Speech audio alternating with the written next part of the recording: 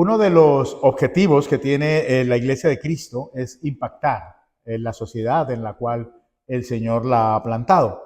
Y cada iglesia tiene unas características que son propias y que la definen. Y cuando yo pienso en esto, me pregunto, ¿cuál es la característica que define nuestra iglesia, Interlondres? Quizás la sana doctrina y que somos bíblicos en nuestra predicación. Quizás que tenemos un compromiso de vivir en santidad, una vida basada en el Evangelio. O quizás también que tenemos una preocupación sincera por la ayuda social y queremos ayudar a las personas. Y quizás todas estas características o estos propósitos son fantásticos y sería muy bueno que la sociedad nos pudiese conocer por esto. Pero hay una característica principal que debe definir al cuerpo de Cristo. Y esa característica es el amor. Porque el amor, mis queridos hermanos, es algo que debe ser integral, debe ser parte de todo aquel que dice ser un discípulo de Jesucristo. Pablo en 1 Corintios 13 dice, si no tengo amor, de nada me sirve hablar en lenguas, hablar de parte de Dios, tener todos los dones juntos. O sea, si no tengo amor, mis queridos hermanos, nada de eso va a tener sentido. Y por eso queremos retomar nuestra serie después del parón de 3 semanas, la serie Esperanza en el Sufrimiento, que está basada en la primera carta de Pedro. Los que nos vienen siguiendo, podemos recordar que Pedro estaba escribiendo a una comunidad que estaba pasando persecución y dificultades. Estos creyentes estaban experimentando rechazo, discriminación y hostilidad de parte de la sociedad, precisamente por la fe que ellos estaban profesando en Jesucristo. Y hoy nos vamos a centrar en el capítulo 1, versículos 22 al 25, y lo vamos a hacer desarrollando 3 puntos. Lo que nos dice Pedro, por qué nos lo dice y cómo lo vamos a practicar.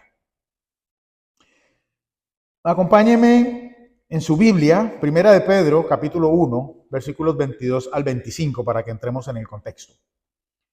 Puesto que en obediencia a la verdad habéis purificado vuestras almas para un amor sincero de hermanos, amaos unos a otros entrañablemente, de corazón puro, pues habéis nacido de nuevo, no de una simiente corruptible, sino de una que es incorruptible, es decir, mediante la palabra de Dios que vive y permanece.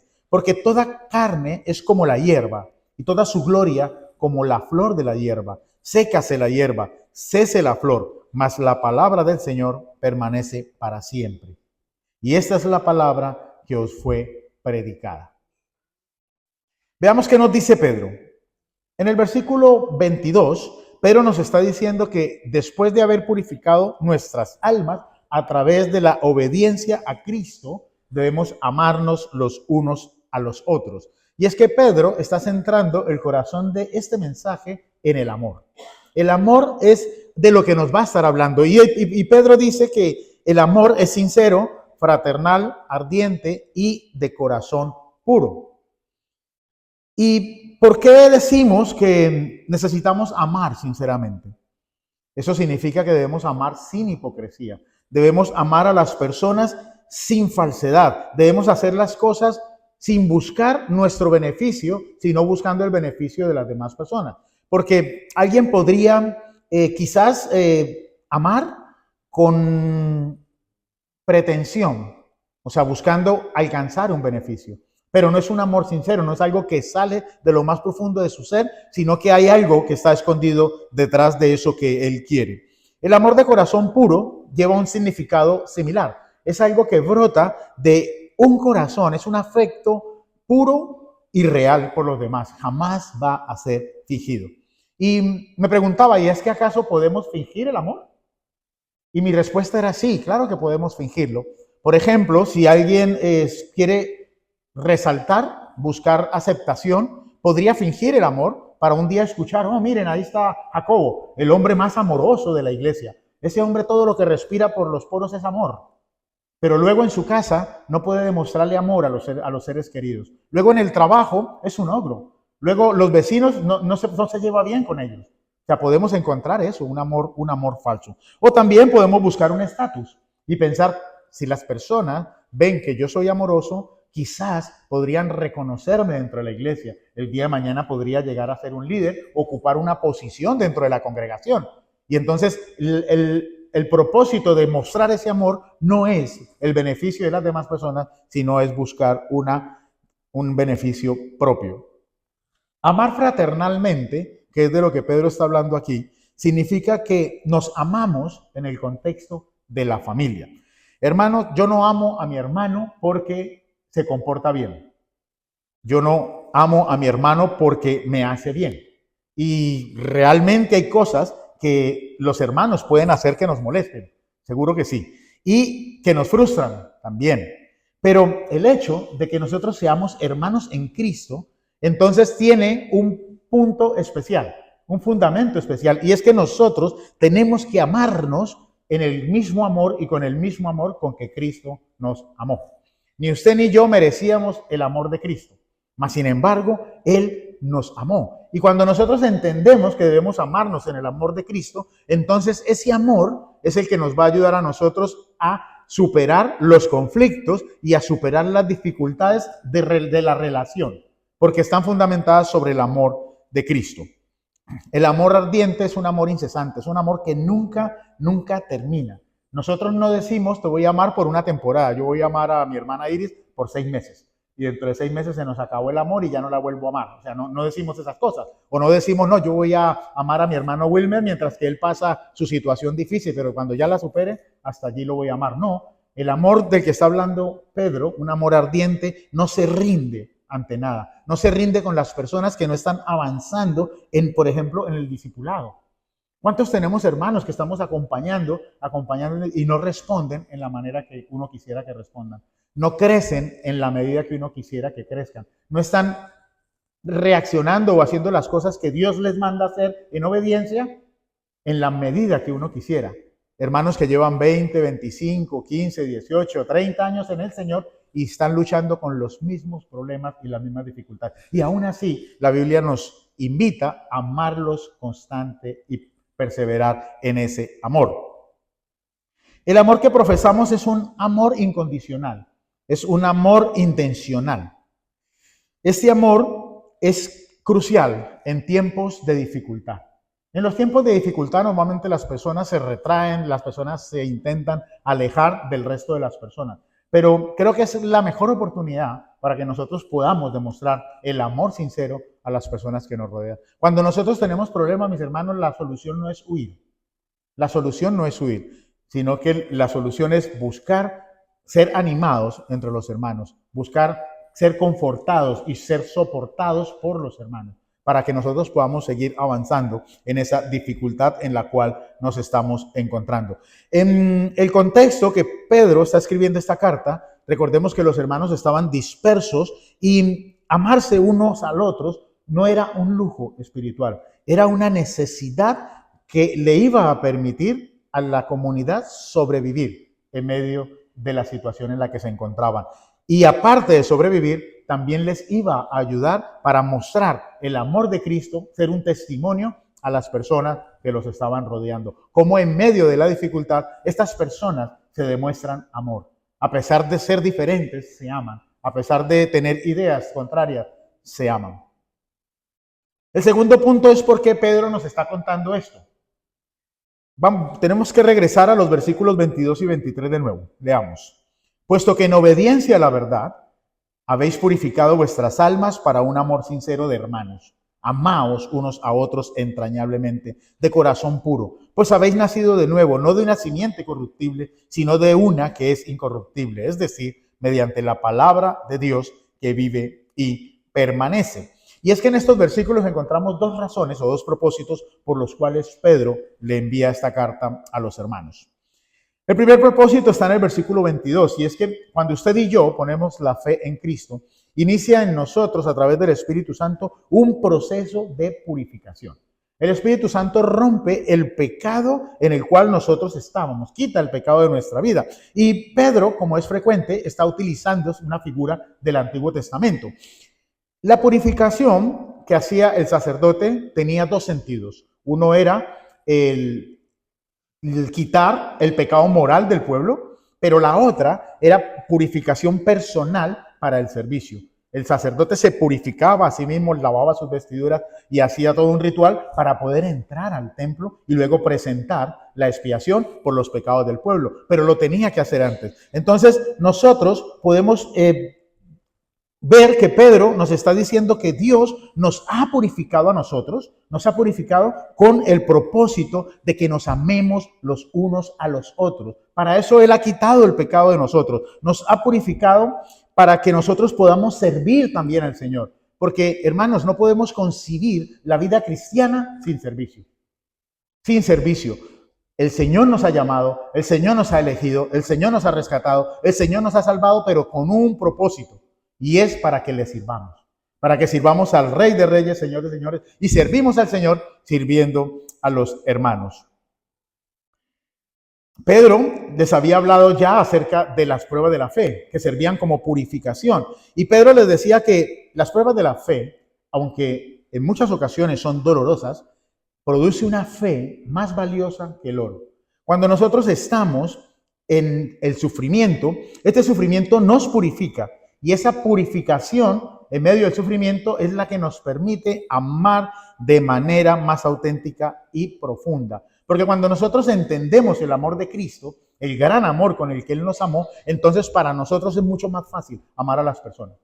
Es mucho más fácil porque decimos, si Dios me amó a mí como soy yo, ¿por qué no voy a amar yo a Verónica? ¿O por qué no voy a amar yo a David, a Jesús? O sea, si yo estaba peor de lo que puedan estar ellos. Y aún así Dios me amó. Lo que pasa, mis queridos hermanos, es que nuestro amor es egoísta. Y nosotros queremos amar con nuestro amor. Y nuestro amor busca el beneficio propio. Por eso los matrimonios se separan. Por eso las relaciones se rompen. Porque cuando nos pisan el callo, el dedo gordo, el pie que tenemos con la uña enterrada, esa que no nos podemos ni tocar, y nos la pisan, hermanos, reaccionamos y nos damos cuenta que lo que hay dentro de nosotros no es amor por el hermano, porque el amor perdona.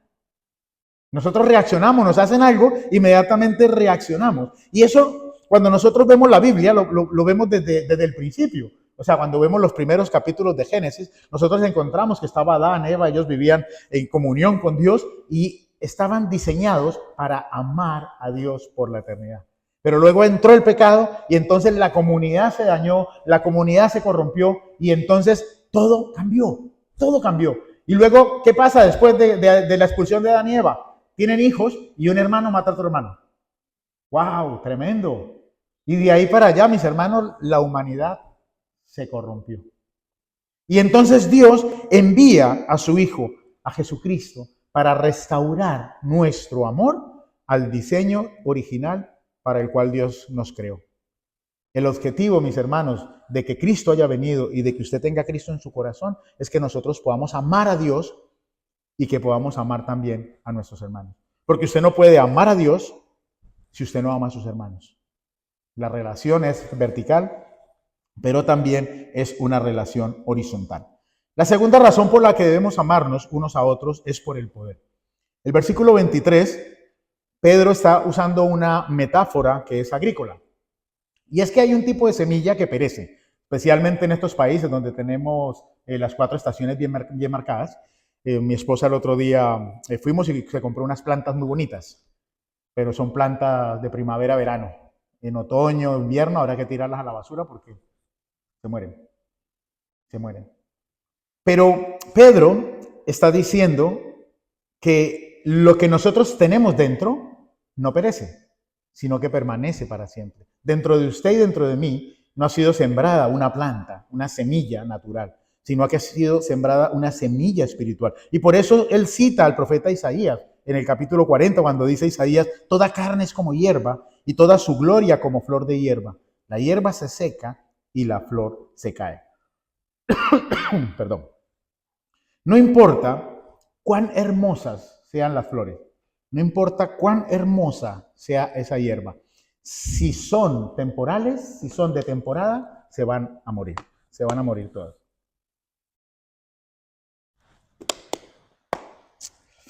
Pero Pedro nos está diciendo, el poder que está en ti, esa semilla que es vida y que Dios puso en ti, permanecerá para siempre, no va a perecer. Es mucho más poderosa y más hermosa que cualquier planta o cualquier hierba que te hayas podido imaginar.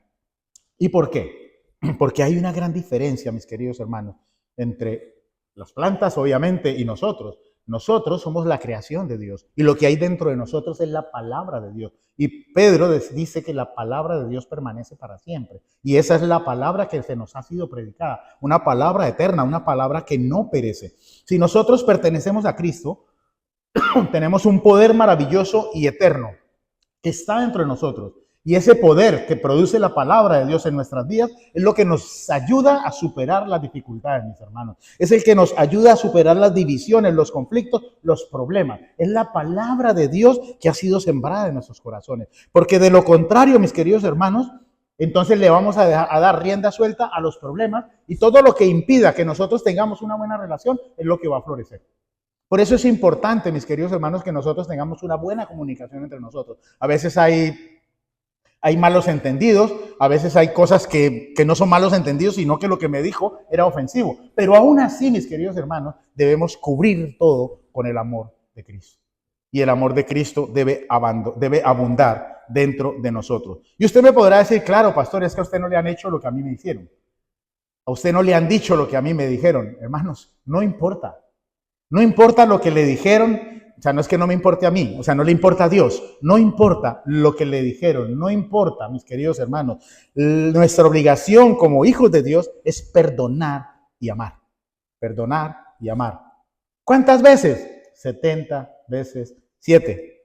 70 veces 7, mis queridos hermanos. Porque lo que hay de Dios en nosotros, lo que Dios ha depositado en nuestros corazones, es mayor que todos los conflictos y todas las peleas que se interponen entre nosotros. El enemigo va a querer dividir la iglesia. El enemigo va a querer siempre minar nuestros corazones para que nosotros no vivamos en unidad. Pero nosotros tenemos que mantenernos firmes en la palabra de Dios, porque lo que la palabra de Dios produce dentro de nosotros permanecerá para siempre. Y eso que permanece para siempre es un amor incondicional por los hermanos. Ahora, ¿cómo crecemos en el amor? Para poder crecer en el amor, necesitamos crecer en la comprensión del Evangelio y crecer en nuestra obediencia a Dios y a todos sus mandamientos. Vamos a crecer en ese amor que está hablando Pedro, amor sincero, entrañable, de corazón puro, siempre y cuando dejemos que la palabra de Dios transforme nuestras mentes. Porque a veces sucede, mis queridos hermanos, que nos llenamos de tanto conocimiento, que hay personas que saben mucha Biblia. Y quizás puede decir usted, yo sé más Biblia que el pastor, y gloria a Dios por eso. Se sabe la Biblia de memoria, versículos de memoria, se sabe cuál era el nombre de pila de Josué antes de que se lo cambiaran, o sea, conoce todos los detalles de la Biblia. Y tiene una cabeza así de enorme en conocimiento, pero su corazón y su cuerpo es raquítico, es diminuto, porque todo ese conocimiento no ha sido capaz de bajarlo a su corazón. Y por eso encontramos a esas personas en sus casas que no pueden tratar con amor a su familia. No son capaces de tratar con amor a sus esposas. No son capaces de tratar con amor a sus hijos. Hijos que no son capaces de demostrarle amor a sus padres. Porque tienen el conocimiento, pero no lo han llevado al corazón. No saben lo que es el amor de Dios. Porque el amor de Dios es algo que debemos experimentar, mis queridos hermanos. Es algo que llega a lo más profundo de nuestro ser. Y si nosotros no estamos haciendo eso, no estamos practicando, no podemos decir que somos discípulos de Cristo. Somos solamente porque tenemos el conocimiento. La palabra de Dios debe producir en nosotros un amor profundo por nuestros hermanos espirituales. Y si no lo está haciendo, entonces estamos haciendo algo mal. La prueba de nuestro crecimiento espiritual se hace evidente cuando nosotros tenemos la oportunidad de pasar sufrimientos por causa de algún hermano. Cuando nosotros somos ofendidos, somos afectados por los hermanos en Cristo y nosotros resolvemos esas diferencias, podemos decir, mis queridos hermanos, que estamos abundando en el amor de Cristo. Porque solo el amor de Cristo puede llevarnos a eso. Solamente el amor de Cristo. Porque siempre lo digo, o sea, yo me llevo mejor con ustedes que con mis hermanos de carne. Me llevo mejor con ustedes. ¿Por qué? Porque hay algo que nos une, tenemos una común unión. Y eso que nos une es el amor de Cristo. El amor de Cristo, mis queridos hermanos. Usted puede pensar que esto es fácil. Vamos a amar a los hermanos. Pero, o sea, no es fácil. Yo recuerdo que yo tenía uno de los tantos problemas bueno, tengo problemas, pero tenía uno que creo que ya no lo tengo. Y era que me costaba muchísimo expresar amor. Muchísimo. Yo crecí en un hogar sin papá. Nunca recibí el amor paterno. Y claro, hablarme del amor de Dios para mí eso era, ¿y de qué me estás hablando? Un papá que me ama, digo, pues nunca lo tuve.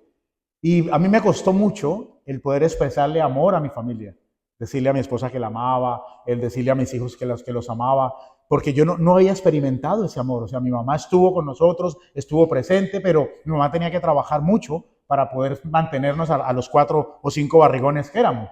Entonces, yo crecí sin esas manifestaciones de amor. Pero cuando yo entendí el amor de Dios, cuando yo entendí el sacrificio de Cristo, eso me llevó a mí a entender la manera en la cual yo debía percibir el amor que debo transmitirle a mi familia. Yo no los amo por lo bien que ellos se portan conmigo. Yo no amo a mi esposa porque es la mujer perfecta, ni amo a mis hijas porque son las hijas perfectas. Las amo porque estoy obligado a amarlas. Si yo digo que soy un siervo de Dios, si digo que soy un hijo de Dios, tengo que amar a mi esposa y a mis hijas por encima de. Y los tengo que amar a ustedes, mis queridos hermanos, a pesar de las imperfecciones. Y afortunadamente, ustedes me tienen que amar a mí con mis imperfecciones también. Y eso es lo bonito y lo hermoso del Evangelio, mis hermanos. Cómo nos podemos unir en un solo cuerpo, en una sola familia que no hemos deseado. Porque usted nunca deseó ni le pidió a Dios tener un hermano como yo. Estoy convencido de eso. Ni yo tampoco le he pedido al Señor un hermano como ustedes, pero es el Señor el que nos ha dado, nos ha injertado a todos en la misma familia, y entonces nosotros tenemos que vivir de acuerdo y acorde a lo que Dios nos ha llamado, y es a que vivamos en el amor de Cristo como hermanos. ¿Qué pasaría si Dios me hubiese desechado? ¿Qué hubiera pasado si Dios nos hubiera descartado y no hubiese derramado su vida para salvarnos? Considerando nuestro pecado, o al menos el mío, yo creo que Dios no estaba obligado a elegirme. Dios no estaba obligado a invitarme a su familia. No estaba obligado a llamarme ni siquiera como pastor. Pero el amor de Dios que se derramó sobre mí fue capaz de unir lo que estaba roto y es capaz de juntar todo lo que se ha dividido.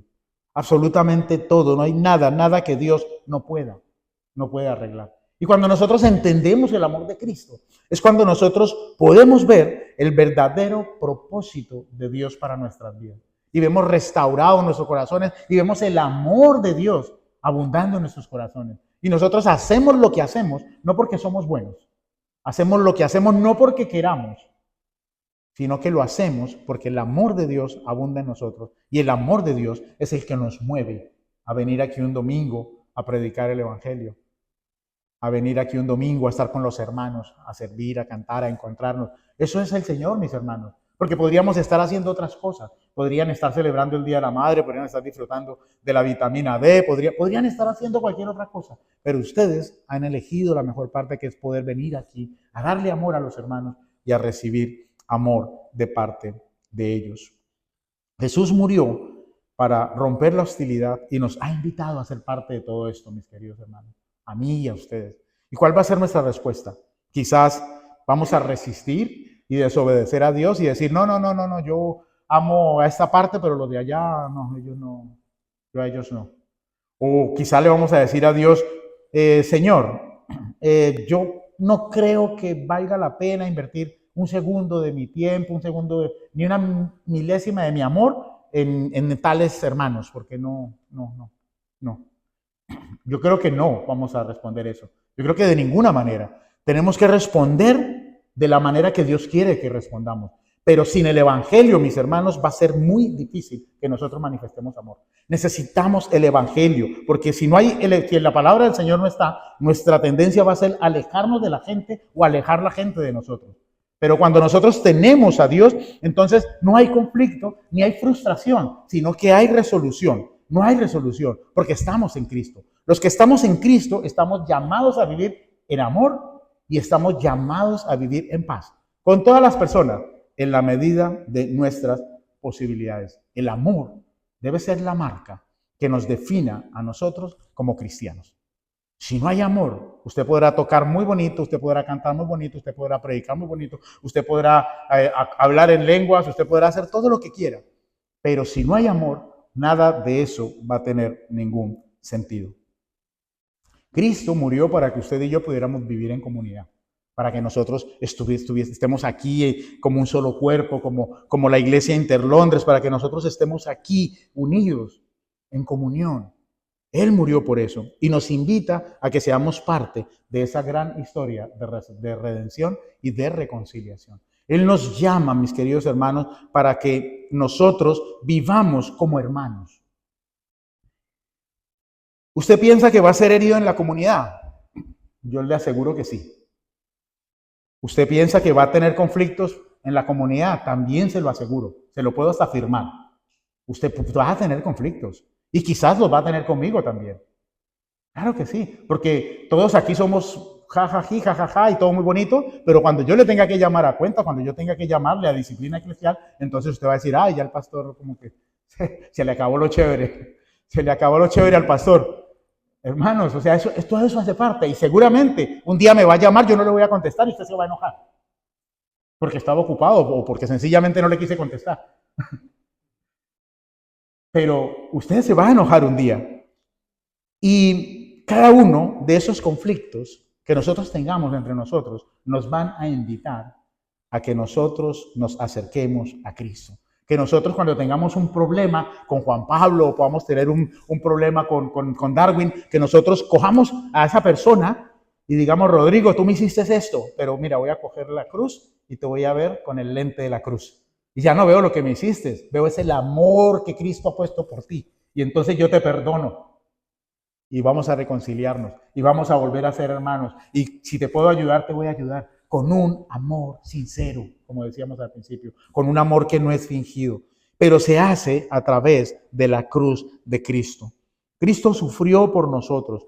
Nos dejó su vida y su sufrimiento como ejemplo.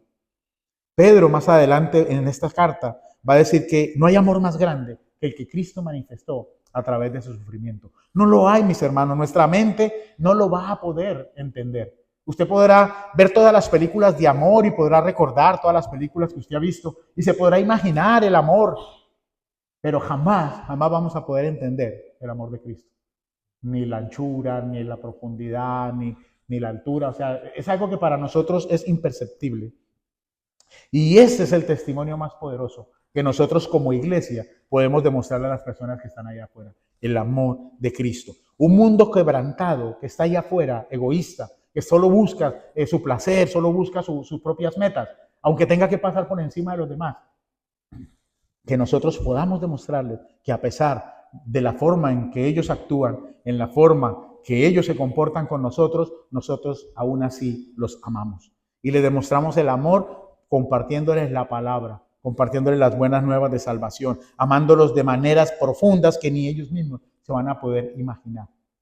Porque de la misma manera Dios nos amó a nosotros. Ninguno de nosotros lo merecía, pero Dios lo hizo. Para que meditemos, si alguien entrara por esa puerta en este momento y observara nuestro comportamiento como hermanos en Cristo, ¿ustedes piensan que esta persona, aunque no hable español, podrá darse cuenta de que el amor es la característica principal que nos une?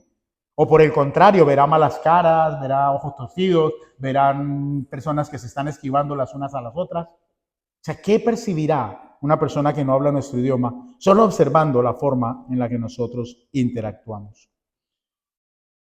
Estas personas luego podrán decir, el amor de Cristo es la marca distintiva de la iglesia Interlondres. Ellos hacen lo que hacen porque el amor con que fueron amados los impulsa a amar a otras personas. Deberíamos meditar en eso. Vamos a orar.